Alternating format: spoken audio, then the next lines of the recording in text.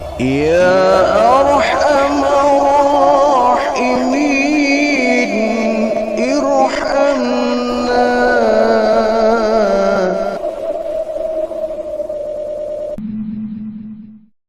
Wa an Anas radhiyallahu anhu qala Rasulullah sallallahu alaihi wasallam, la yatamannayanna ahadukumul mauta li dharrin asabahu fa in kana labudda fa'ilan falyakul Allahumma ahyini ma kanatil hayatu khairan li wa tawaffani idza kanatil wafatu khairan li. Muttafaqun alaih.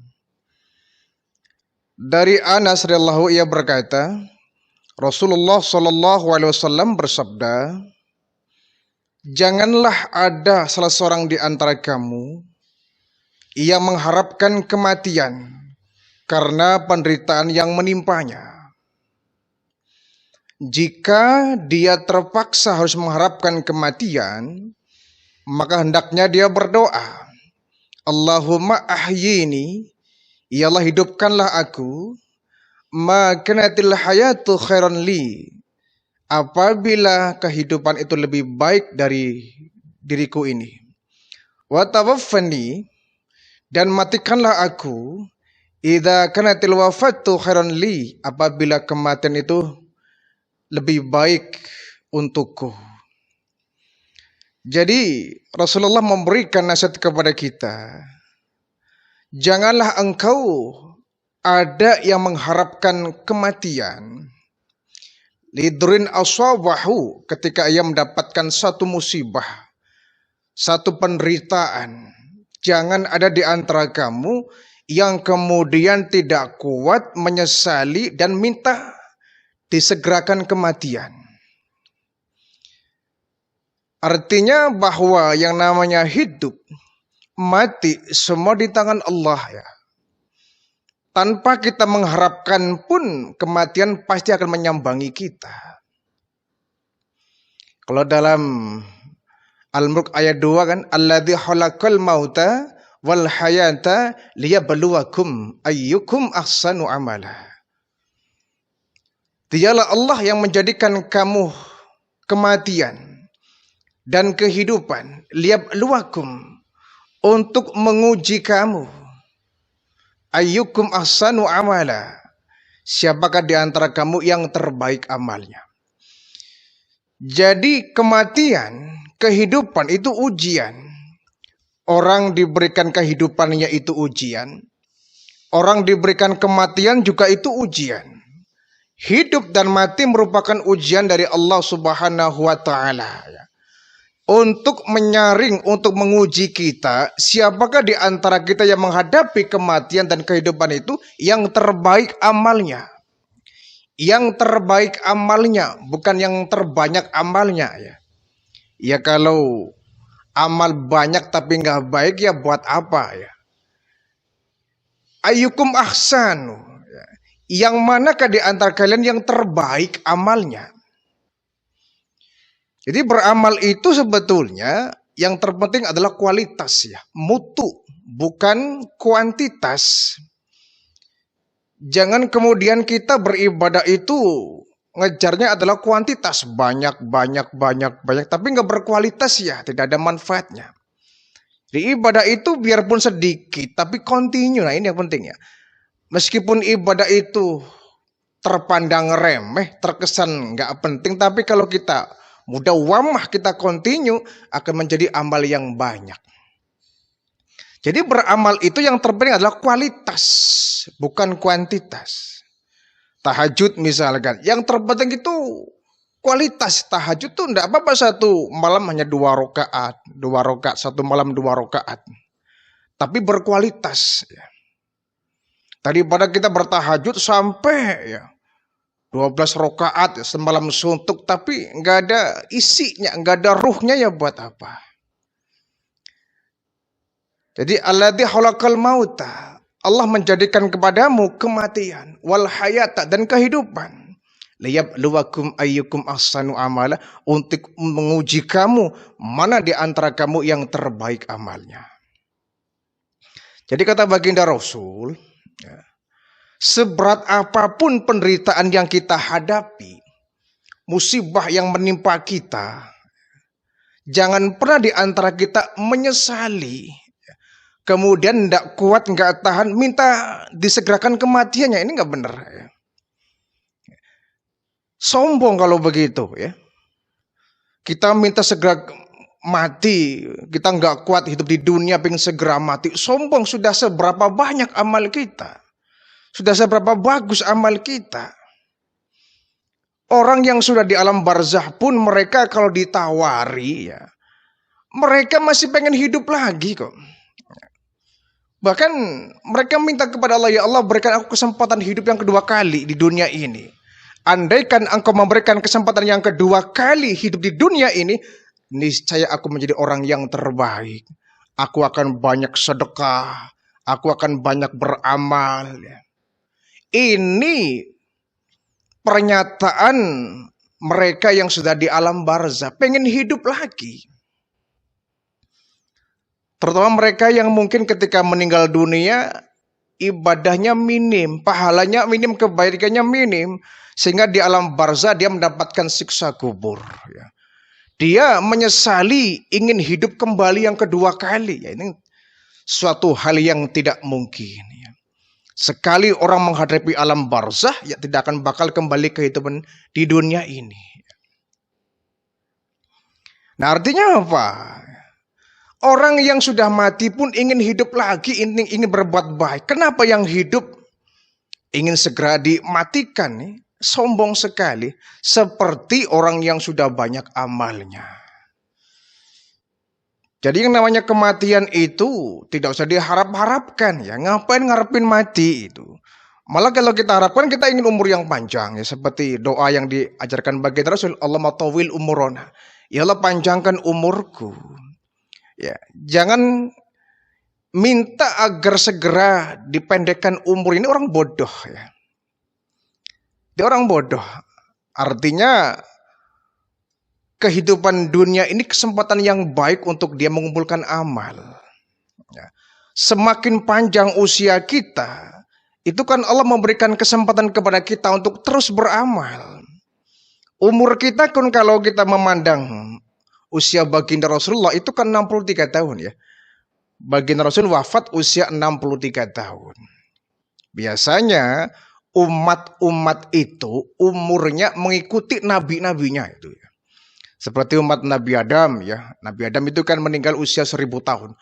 Umatnya itu panjang-panjang, ada 1000 tahun, 1500 tahun, 2000 tahun. Ngikuti nabi-nabinya.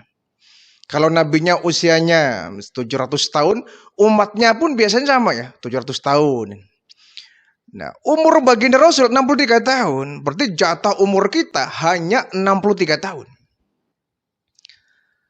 Nah, kalau kemudian Allah melebihkan umur kita sampai 70 tahun, 80 tahun, 90 tahun, artinya kita diberikan bonus umur oleh Allah. Ya.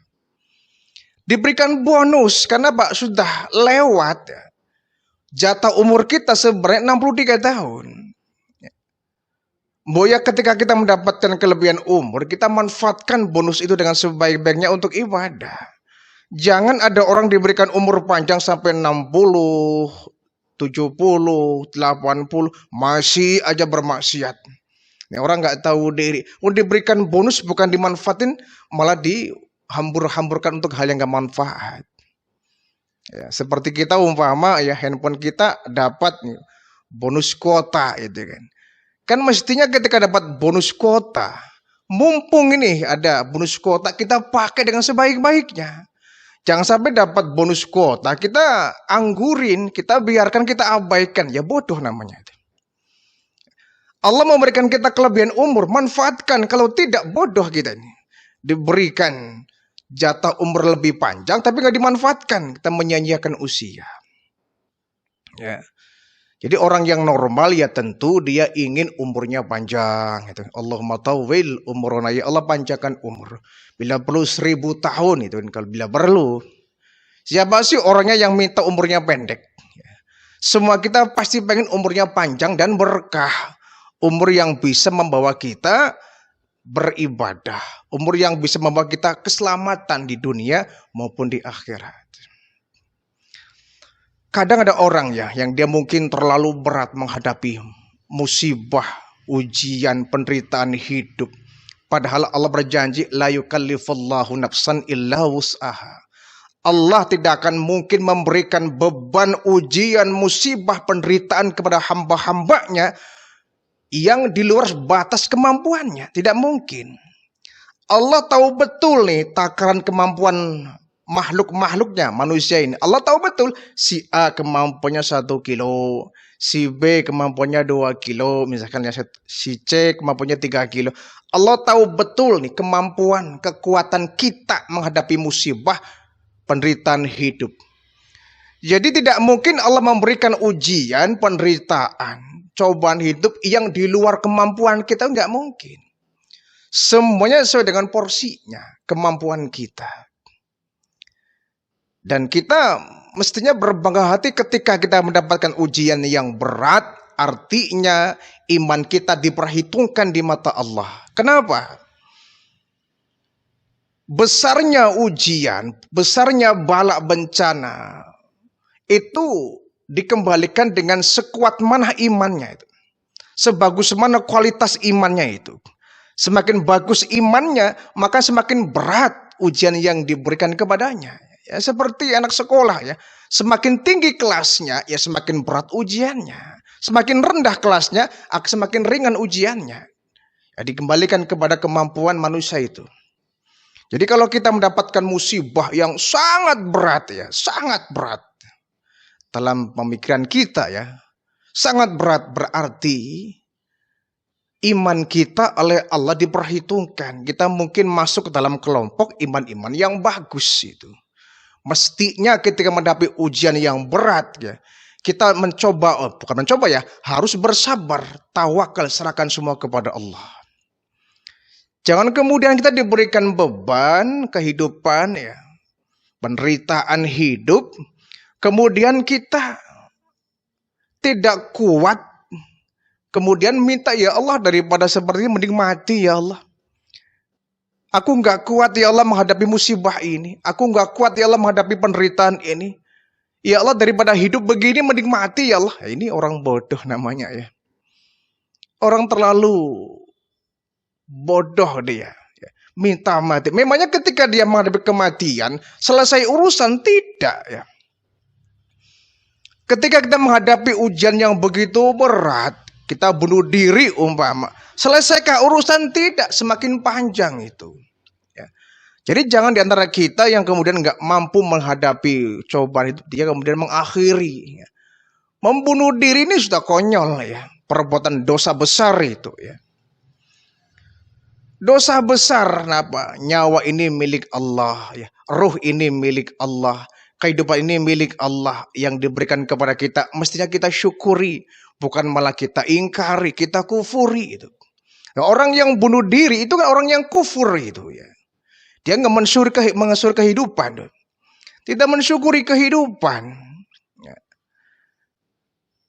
Kita kan mestinya berterima kasih kepada Allah, ya Allah ketika pagi hari kita bangun, alhamdulillah kita masih diberikan nyawa, roh kita nggak diambil ketika tidur. Ya.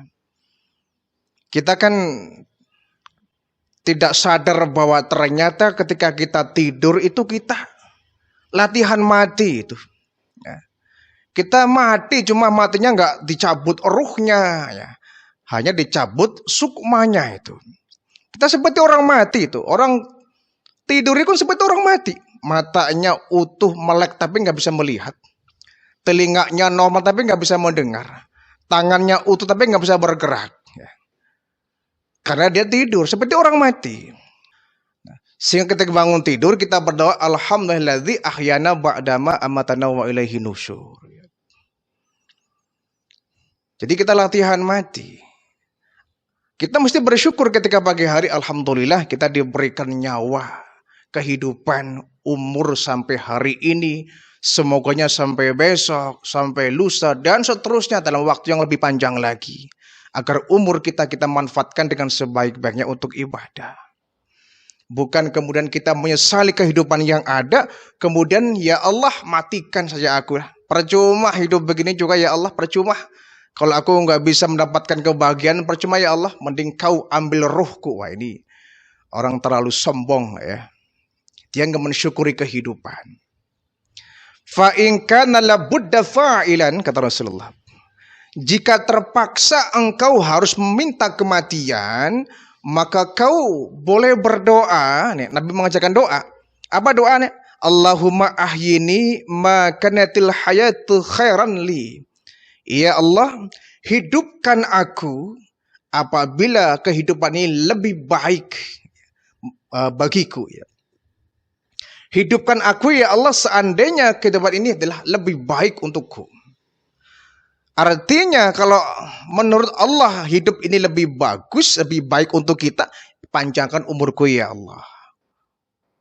Tapi kalau sekiranya kehidupan dunia sudah buruk untuk kita, wa tawaffani, ya Allah, matikanlah aku. Idza kanatil wafatu, seandainya kematian itu khairan li, ada terbaik untukku.